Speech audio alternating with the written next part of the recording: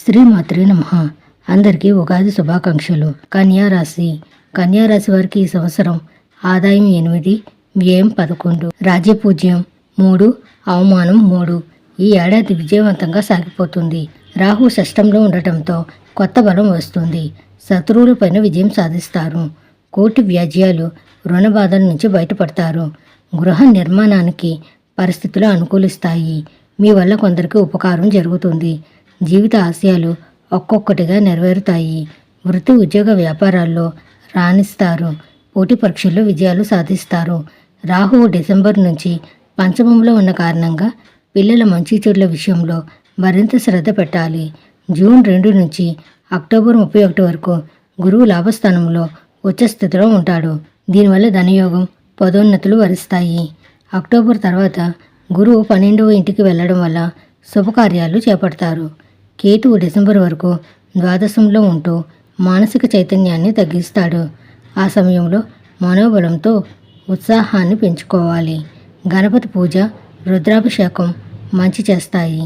మే ఆఖరి వరకు దశమ స్థానంలోను, జూన్ తర్వాత లాభస్థానంలో ఉచ్చస్థితిలోనూ సంచారం చేస్తున్న గురువు కారణంగా ఏలినాటి శని ప్రభావం బాగా తగ్గి ఉంటుంది. 6వ స్థానంలో ఈ ఏడాదంతా శని సంచారం వల్ల కొన్ని ఇబ్బందులు, సమస్యలు, ఒత్తిళ్ల నుంచి బయటపడే అవకాశం ఉంది. ముఖ్యంగా ప్రయాణాలు బాగా లాభిస్తాయి. వృత్తి ఉద్యోగ వ్యాపారాల రీత్యా ఎక్కువగా ప్రయాణాలు చేయాల్సి వస్తుంది.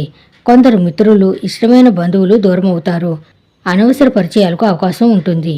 ఖర్చులు పెరిగి రుణాలు చేయాల్సి వస్తుంది.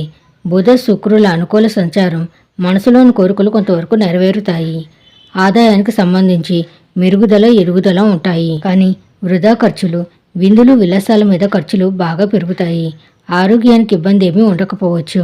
మిత్రులు మోసగించే అవకాశం ఉంది. వ్యక్తిగత సమస్యలు ఒత్తిడి తీసుకువస్తాయి.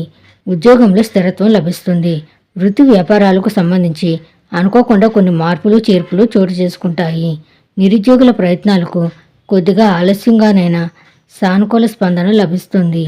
ఉద్యోగులకు డిమాండ్ పెరుగుతుంది. నిరుద్యోగులకు సొంత ఊర్లోనే ఉద్యోగం లభించే అవకాశం ఉంది. వ్యయస్థానంలో కేతు సంచరిస్తున్న కారణంగా దాంపత్య జీవితంలో పొరపచ్చాలకు, ఎడబాట్లకు అవకాశం ఉంటుంది. ఆధ్యాత్మిక చింతన పెరిగి దైవ కార్యాల్లో ఎక్కువగా పాల్గొంటారు. పెళ్లి ప్రయత్నాలు కొద్ది శ్రమతో సఫలమవుతాయి. జీవిత భాగస్వామి నుంచి ఆశించిన సహాయ సహకారాలు లభిస్తాయి. విద్యార్థులకు విజయాలు సిద్ధిస్తాయి. ప్రేమ వ్యవహారాలు సంతృప్తికరంగా సాగిపోతాయి. శుభం భూయాత్.